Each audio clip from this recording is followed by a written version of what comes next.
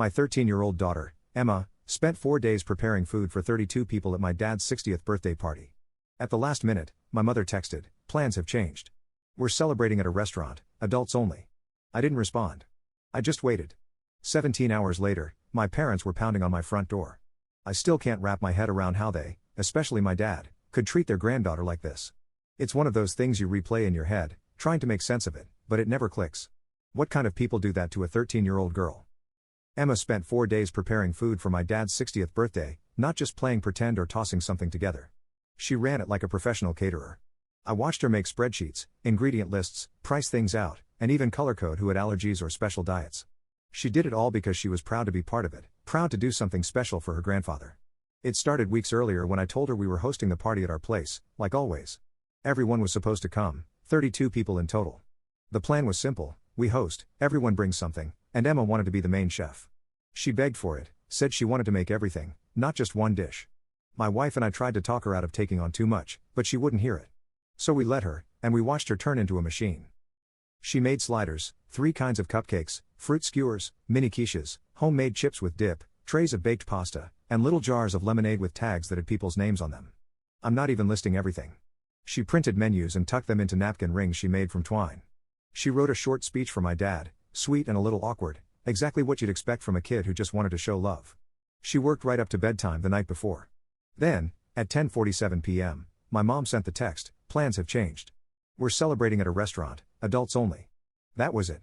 No context, no "we're so sorry," no mention of Emma, nothing. Just a casual announcement, like we were being uninvited from a dentist appointment. I showed my wife. We just sat there. She asked if I was going to respond. I said, no. What was there to say? We didn't tell Emma that night. She'd gone to bed with her speech cards next to her pillow. I couldn't do it yet. In the morning, she was already in the kitchen by the time we got up, with a notepad out, checking off tasks, planning the heating schedule, fixing a place card that had gotten bent. She asked me when people would start arriving. I had to tell her. She stood there for a second, I think, expecting a joke. Then she just nodded, walked past me, and closed her bedroom door. An hour later, we heard her crying through the wall. My wife sat on the floor in the hallway outside Emma's door, just waiting, not saying anything. It was that kind of silence that feels heavier than yelling. We didn't go to the restaurant. We didn't call. We didn't respond to the family group chat that buzzed all day with photos, dumb jokes, and pictures of the cake someone else brought. I checked Facebook later. The restaurant was packed. Everyone was there, eating pasta, drinking wine, smiling, laughing. My dad was holding a glass of champagne. There were kids at the table, Emma's cousins, the same age. So much for adults only. Not a single person noticed we weren't there. Not one message asking why we hadn't shown up. Not one call. Emma didn't come out of her room until dinner. We sat in silence, eating leftover pasta she'd made for the party that never happened. She didn't say a word the entire meal, just pushed her food around and stared at her plate. We didn't say anything to anyone. We just let it sit. And then, 17 hours after the restaurant party, someone started pounding on our front door like the house was on fire. I didn't need to look, I knew who it was. The pounding didn't stop, it wasn't knocking, it was full-blown fists slamming into the door, like they were trying to break it down. My wife glanced at me from the couch. Emma was still in her room. I stood up, took my time walking over. Sure enough, it was my parents. My dad looked annoyed, like we had caused them trouble. My mom launched right into it, something about how we should have let them know we weren't coming, how they had to rearrange seating at the last minute. No mention of Emma. Not one word. I just held the door open, waited. Then my dad said it's not that big of a deal. She's a kid. He shrugged. That's when I told them to leave. No yelling, no arguing. I just said, "You should go," and shut the door in their faces. My mom said something right as it closed, but I didn't care enough to listen. They stood outside for a few minutes, muttering, then left. The next morning, I made a decision. For 6 months, I'd been covering rent for my younger brother, Jake, and his wife and kid. They were in a rough patch, job loss, medical bills, the whole thing. My parents had asked me to help, said they were tapped out, and I agreed. $1,200 a month, no questions asked. That morning, I logged into my banking app and canceled the automatic payment. Jake called that night, confused. I told him the truth, there wasn't going to be a 7th month. He didn't argue. He just said, "Okay," and hung up. The next day, the door pounding happened again. This time, it was all 3 of them, my parents and Jake. My dad was angrier this time, and my mom was crying, saying they had no savings left, that they needed time, that Jake's kid would be homeless. I let them in. My wife stayed back in the hallway, listening. They didn't waste time blaming us for making things worse. My mom said things like, "It was just a dinner. Why are you being so dramatic?" Jake looked uncomfortable the whole time, clearly unsure of what he was even doing there. When I told them Emma had cooked for 4 days, my dad rolled his eyes and said it again, "It's not that big of a deal." That was it for me. I told them to leave and not come back. I didn't yell. I didn't slam the door. I just made it clear they weren't welcome in this house anymore. 2 days later, I found out Jake and his family had moved into my parents' house, not temporarily, like a full move-in. They were broke. My parents were broke. But now they were stuck together, living under one roof, sharing food, sharing bills, sharing problems. And none of them were my problem anymore. But that wasn't the end. Not even close. After I kicked them out, the silence felt good, not peaceful, just heavy and deserved. I didn't say a word to my parents for the next couple of days, and I didn't hear from Jake either. I figured they were regrouping, probably trashing me in their little pity circle, acting like victims. Then I got a notification from my bank. The canceled rent payment was due, and the automatic transfer had failed, as expected. Jake must have seen it too, because that night, around 10 p.m., he called. No small talk. He said the payment didn't go through. I said, "That's because I canceled it." He didn't ask why. He didn't plead or argue. He just sat in silence, then mumbled something like, "All right," and hung up. Update. The next morning, all 3 of them showed up at my door again. My mom started crying the second I opened it, going on about Jake's kid and how they had no options. My dad was angry, red-faced, trying to guilt-trip me with garbage like, "You're punishing your brother for something he didn't do." But they still hadn't apologized to Emma. Not once. Every time I brought her up, they waved it off like it was nothing. My dad even repeated the same line, like a broken record, "She's 13. She'll get over it." It was like they had no idea who she was, or who I was, for that matter. That girl had given them everything she had, time, energy, love, and they tossed her aside like she was an afterthought. That was the last time I opened the door to them. 2 days later, I heard from a mutual cousin that Jake and his family had moved into my parents' house permanently. They had no money left. My parents couldn't cover their bills anymore, not with dad's part-time work and mom's ridiculous shopping habits. Now they were all stuck under the same roof. It didn't take long for the cracks to show. I didn't hear it from Jake, but his wife, Melissa, texted my wife a few days in. The message was short but brutal: "Your parents are toxic." I wasn't surprised. I'd grown up with it. Jake had too, but he'd always tried to play the peacekeeper, keep his head down. Now he was in it full time. So I decided to show him what he'd never seen. I went back into my old messages, texts, and emails from our parents, screenshots of conversations where they tore him down. Stuff like, "We can't count on him. He's never been good with money. He's going to screw up that kid's life." They'd used him when they needed rent paid, when they needed groceries, when they needed someone to blame. And now that he was under their roof, it was only going to get worse. I sent the screenshots without any explanation, just dropped them in a message and left it alone. 2 hours later, he called me.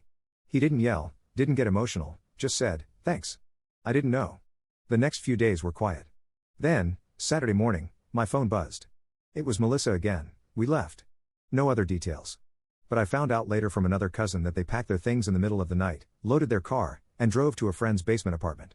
No plan, no job lined up, just out. That same week, Jake picked up work doing construction cleanup, hard hours, bad pay, but it was something.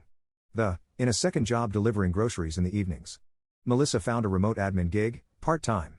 They were tired, broke, and barely sleeping, but they were finally standing on their own. That text he sent me after their first week said everything. "I finally get it. You were right." Emma never knew about the rent, never knew about the texts, or any of it. But she did get a surprise package a few days later, a card from Jake's kid with a drawing of Emma holding a tray of cupcakes and a note that said, "Thank you for cooking. My dad says you're amazing." That night, she smiled for the first time in a week. My parents? They were alone now. No kids, no grandkids, no backup plan. And the worst part for them? They'd done it all to themselves. But things weren't done unraveling, not even close. By the following week, the fallout started spreading. It wasn't just about who was living where or who stopped talking to whom. This thing started bleeding out into the rest of the family: aunts, uncles, cousins, people I hadn't spoken to in months. It turns out, when you screw over a 13-year-old girl who just wanted to cook for her grandpa's birthday, word gets around. It started small. A cousin messaged me, asking why we hadn't shown up to the party. She'd only heard from my mom that we had other plans.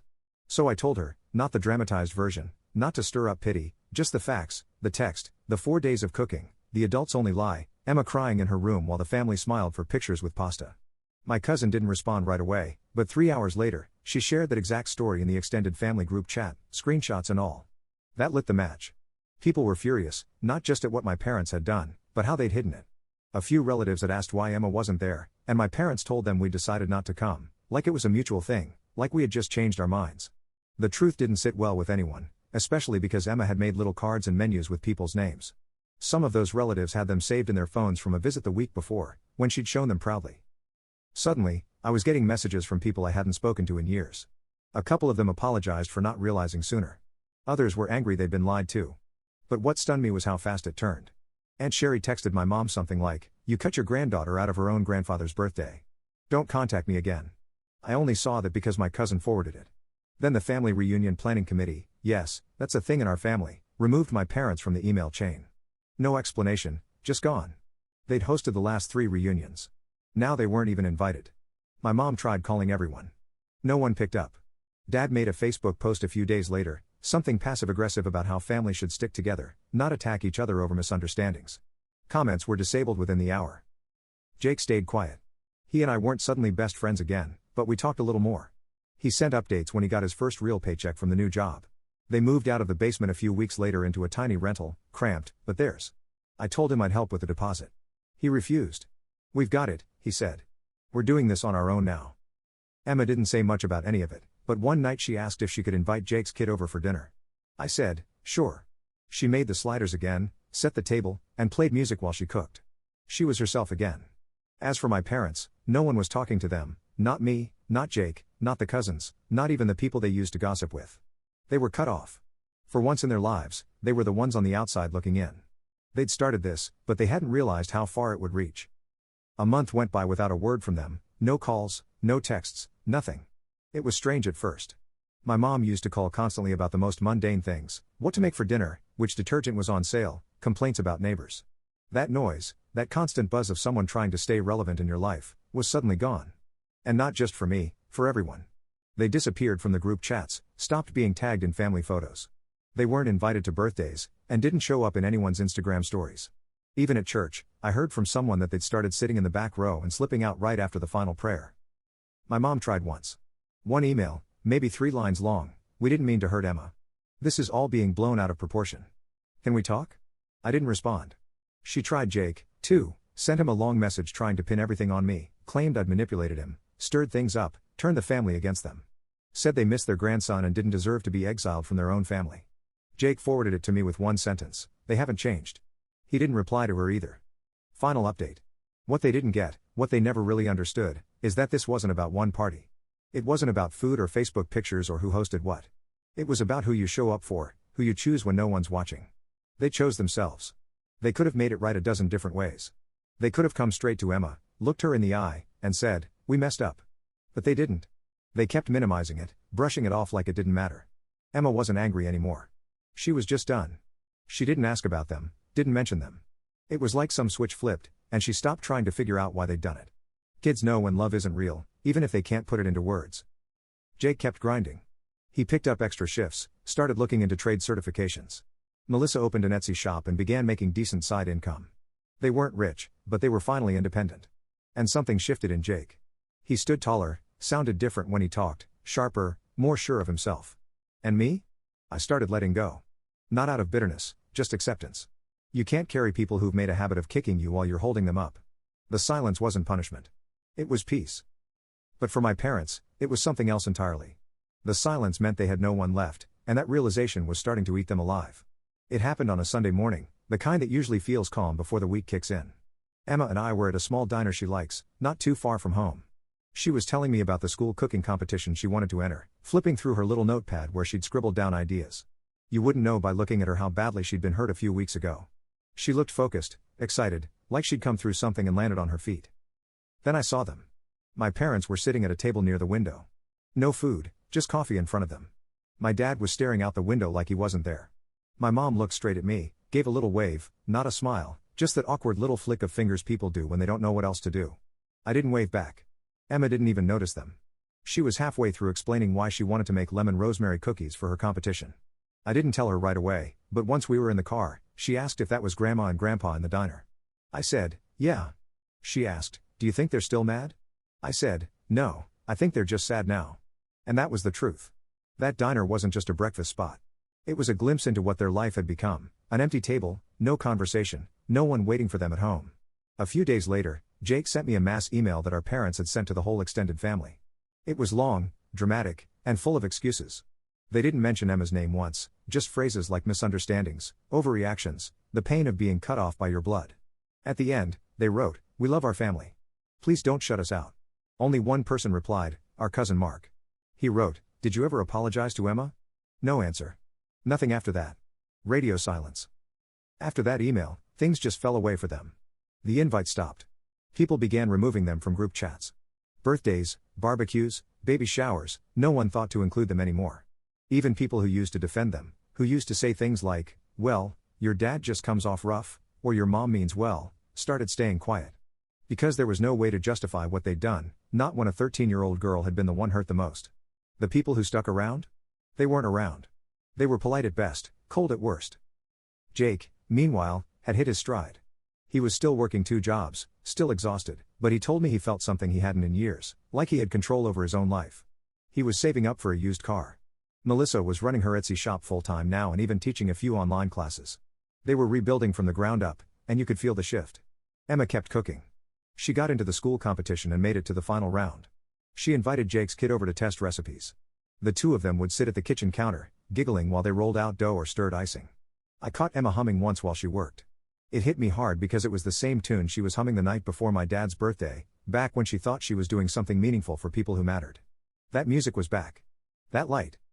My parents? I saw my mom one more time at the grocery store, by herself, with a near-empty cart. She looked thinner, tired. She stood at the entrance for a few seconds, like she was looking for someone, but there was no one left. They weren't just alone because we'd shut them out. They were alone because, over the years, they'd slowly driven away every good thing they had with pride, with control, with the belief that they'd always be the center of the family. But they're not. Not anymore. That spot now belongs to the people who show up, who say sorry when they've hurt someone, who choose love over ego. That spot belongs to Emma, to Jake and Melissa, to every person who saw what happened and chose to do better. And for my parents, it's too late. Update. Months had passed since everything exploded. The air had cleared in a way, not forgotten, not healed, but quiet. And honestly, we were better off. Emma was doing great. She'd taken second place in her school cooking competition with this ridiculous lemon lavender shortbread that stunned the judges. Jake had landed a solid warehouse job with benefits and overtime, and Melissa's Etsy shop somehow went from side hustle to full-time business when one of her custom designs went viral. For once, everyone was just okay. Then Emma got the letter. No return address, just her name in neat cursive on the envelope. She opened it right there at the kitchen table, read the first few lines, then looked at me and slid it across. It was my mom's handwriting. Not a rant, not a guilt trip, a letter just for Emma. And it wasn't what I expected. It started with, "I don't deserve you reading this, but I hope you do." Then it got honest, shockingly honest. My mom admitted they lied to the family about why we didn't come to the party. She admitted they changed the plans because they wanted something fancier and thought Emma's cooking wasn't appropriate for such a big event. She said they were wrong, selfish, and cruel.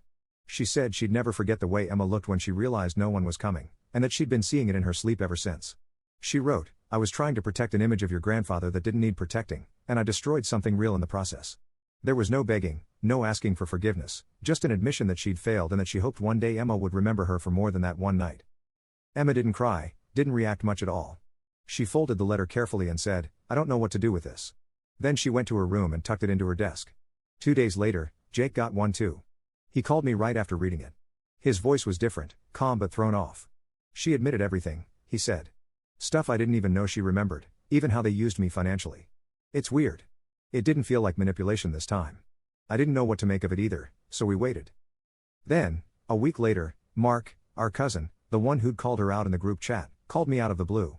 Said he'd been talking to someone from their church, and that my parents had been going to therapy regularly, quietly, for months. He said, "Apparently, your mom broke down during a group session, just sobbed through the whole thing. Said she didn't know how to fix what she ruined." I didn't say anything. I just sat with it.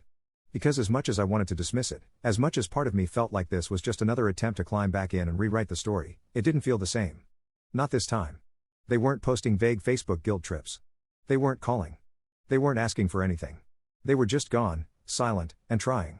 Emma hasn't said much since the letter, but I've caught her reading it once or twice when she thinks no one's watching. She hasn't responded. Neither has Jake. But the rage is gone. The pain isn't, but the wall around it has cracks now. Maybe it's not redemption. Maybe it never will be.